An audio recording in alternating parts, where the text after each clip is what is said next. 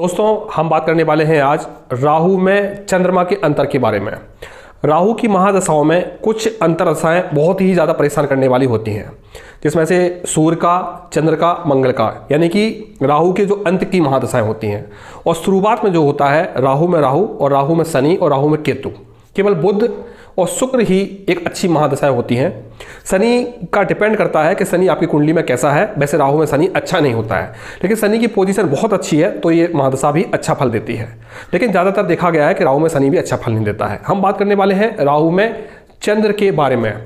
सबसे पहले राहु में सूर्य की जब अंतर्दशा आती है तो आदमी बहुत परेशान होने लगता है, मानसिक परेशानियां होने लगती हैं, लोन लेने की संभावनाएं, धोखा मिलने की संभावनाएं, परिवार वालों से विरोध, अपने पति पत्नी का विरोध, इस टाइप की परेशानियां होने लगती है, बदनामी होती है, बेइज्जती होती है।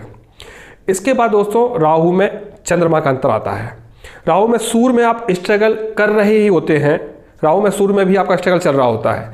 जब राहु में चंद्रमा का अंतर आता है तो आपकी लाइफ में कुछ ऐसी संभावनाएं होने लगती है कि आपको धोखा मिले, आपके लाइफ में कुछ ना कुछ ऐसा होता रहे जिससे आपको मानसिक परेशानी होती रहे।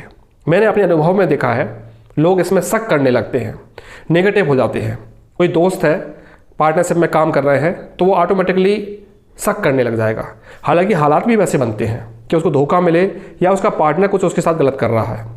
पत्नी के ऊपर डाउट, पत्नी जॉब पे जाती है, बाहर वर्किंग कर रही है, तो कुछ ना कुछ ऐसा घटित हो गया जिससे हस्बैंड के माइंड में बहुत ज़्यादा डाउट आ गया और वो शक कर रहा है। दिन भर वो शक में रहता है, घुट रहा है अंदर ही अंदर, बोल नहीं पा रहा है, या कुछ ऐसे हालात बन रहे हैं कि उसका बार बार डाउट हो रहा है।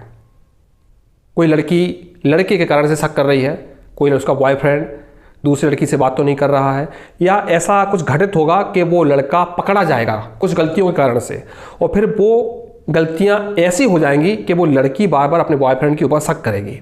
वो डाउट में ही राहु में चंद्रमा निकलेगा, यानी कि हम पार्टनर के ऊपर शक करने लगते हैं। कुछ घटना भी ऐसी होती है, जैसे मान लो आपके मोबाइल में, आपकी गर्लफ्रेंड के मोबाइल में किसी दूसरे लड़के का मैसेज मिल गया या किसी रॉन्ग नंबर आया और आपने ऐसी बातें सुनी तो आपको ऐसा लगा कि कुछ गड़बड़ है। वहीं से आपका डाउट शुरू हो जाएगा। या आपकी वाइफ आपसे बातें छुपाना शुरू करती है तो भी आपको डाउट होना शुरू हो जाएंगे कि ये मुझसे पूरी बातें नहीं बताती है, बातें छुपाती है, ये कहीं ना कहीं कुछ अलग बाहर से है, अंदर से कुछ और है। तो आप अंदर ही अंदर घुटोगे।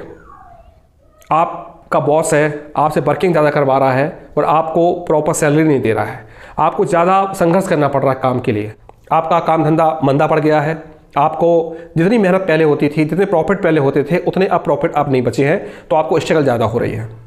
आपका अगर आपने लोन लिया है तो लोन का भी किस्त के लिए आपको बड़ी परेशानी हो रही है। आपकी लाइफ में ऐसे हालात हो गए हैं कि किस्त को इंस्टॉलमेंट को पटाने के लिए, उसको देने के लिए आपको बहुत ज़्यादा टेंशन होती है, काम धंधा आपका मंदा पड़ा हुआ है और आप मानसिक परेशानी से भोग रहे हो।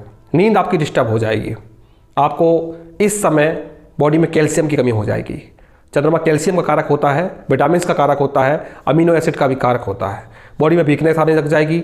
आंखों के ऑपरेशन भी होते हैं, आंखों के रोग भी होते हैं, हेडेक की प्रॉब्लम भी होती है। इस समय बुरे बुरे सपने आते हैं, नेगेटिव सपने ज़्यादा आते हैं, मतलब डाउटफुल सपने ज़्यादा आते हैं।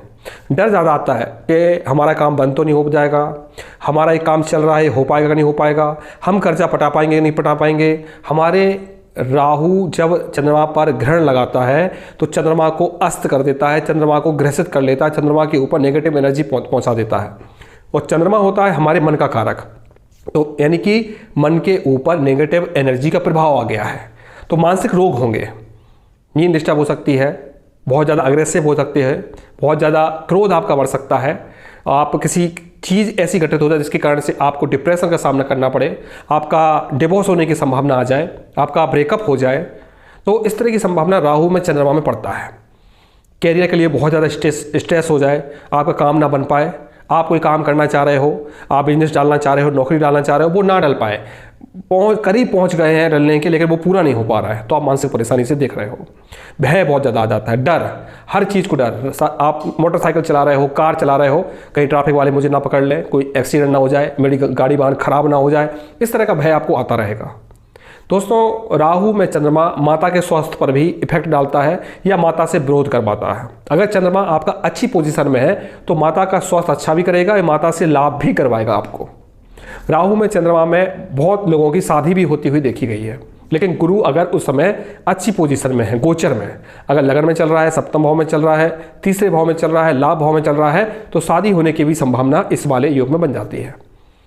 आप नौकरी अगर ढूंढ रहे हैं, विदेश जाना चाहते हैं, तो राहु में चंद्रमा में आप विदेश में नौकरी करने के लिए पहुंच जाएंगे। लेकिन राहु में चंद्रमा में जो नौकरी मिलती है उसमें आप खुश नहीं रहोगे, संघर्ष ज़्यादा करना पड़ेगा, टेंशन का सामना करना पड़ेगा, लेकिन आप परेशान रहोगे। अपने मन का जॉब आपको नहीं मिल पाएगा, क्योंकि मन ग्रसित हो गया है, मन बेकार हो गया है, तो किसी न किसी कारण से आपको टेंशन मिलनी है। तो जो काम आप करोगे वो आपके मन के अकॉर्डिंग नहीं होगा। कोई भी काम होगा इस समय वो आधा अधूरा होगा, या काम उस हिसाब से नहीं होगा जिस हिसाब से आप करना चाहोगे। सब काम आपके उल्टे पुल्टे होंगे। अब इस समय को आराम से निकाल लें। क्या करें? सबसे पहले अपने मन को कॉन्फिडेंट रखो, नेगेटिव लोगों से दूर रखो। अगर आपको लग रहा है कि ये इंसान आपको धोखा दे सकता है, उससे पहले से सब क्लियर कर लो, या फिर ऐसे इंसान से दूर रहो। आप किसी कमिटमेंट में हो या हस्बैंड और वाइफ का रिश्ता है, तो पहले से आप ऐसे हालात बना लो कि सामने वाला आदमी धोखा ही नहीं कर सके बिना बोले। अगर आप इन चीज़ों को बोलोगे तो भी आपको टेंशन होगी, तो भी वातावरण खराब होगा। तो आपके साथ धोखा ना हो, या आपको लगता है कि गाड़ी वाहन खराब हो सकता है, तो आप गाड़ी वाहन पे पहले से ध्यान रखो। तो दोस्तों, राहु में चंद्रमा में आपको कॉन्फिडेंट का ध्यान रखना है, कॉन्फिडेंट बना के रखो। नींद का ध्यान रखना है, क्योंकि इसमें नींद बहुत डिस्टर्ब होती है। ऐसा कोई काम ना करें जिससे आपकी डाइट खराब हो, बॉडी में वीकनेस आए, क्योंकि इस समय हड्डियां कमज़ोर हो जाती हैं, आंखें कमज़ोर हो जाती हैं। चंद्रमा के रोज़ दर्शन करें, चंद्रमा के मंत्रों का जाप करें, गले में चांदी की चेन पहनें। अगर आपका चंद्रमा छठे, आठवें, 12वें घर में है तो चांदी की चेन नहीं पहनना है, आपको चंद्रमा के मंत्रों का जाप करना है। इस समय माता के स्वास्थ्य का ध्यान रखें, माता की सेवा करें। आप चंद्रमा को और अच्छा करना चाहते हैं तो शिवलिंग पर सफ़ेद फूल आप चढ़ाएं रोज, और वहाँ पर पूजा करें। चंद्रमा को और प्रॉब्लम ना हो, चंद्रमा के कारण से और कोई बुरी घटना ना हो, सबसे बेस्ट उपाय है कि आप अपने मन को अच्छा रखें, सब रिस्क वाले काम से दूर रहें, और धोखा जहाँ से मिलता है उससे आप दूर रहें, तो आपको प्रॉब्लम नहीं होगी। इस वाले समय में मानसिक परेशानी और हेल्थ की परेशानी ज़्यादा होती है। इन दोनों चीज़ों पे ध्यान रखें। ऐसा कोई काम ना करें जिससे आपके साथ धोखा हो जाए, या धोखा मिलने की संभावना है, ऐसा ना हो कि धोखा मिल जाए, तो आपको दूर रहना है। आप मोती भी धारण कर सकते हैं, सोमवार को सफ़ेद कपड़े भी धारण कर सकते हैं, व्हाइट कलर को ज़्यादा फॉलो कर सकते हैं, और राहु के लिए राहु के दान कर सकते हैं। ब्लैक कलर की चीज़ें ना पहनें, नारियल का दान करें, जवा का दान करें, शराब का दान करें, डार्क कलर की चीज़ों का दान करें, डार्क कलर के अनाज का दान करें। इनसे राहु हल्का पड़ता है, हमारी बॉडी में जो राहु की एनर्जी इस समय बढ़ जाती है वो हल्की पड़ती है, और चंद्रमा की एनर्जी को बढ़ाना है आपको। अगर चंद्रमा आपका पॉजिटिव है तो, अगर कुंडली में चंद्रमा भी नेगेटिव है तो चंद्रमा की भी पूजा करनी होगी आपको, ना कि चंद्रमा की चीज़ों को यूज़ करना है आपको। तो इस तरह की साइंटिफिक चीज़ों को आप समझेंगे तो इस वाले समय को बहुत अच्छे तरीके से निकाल लेंगे।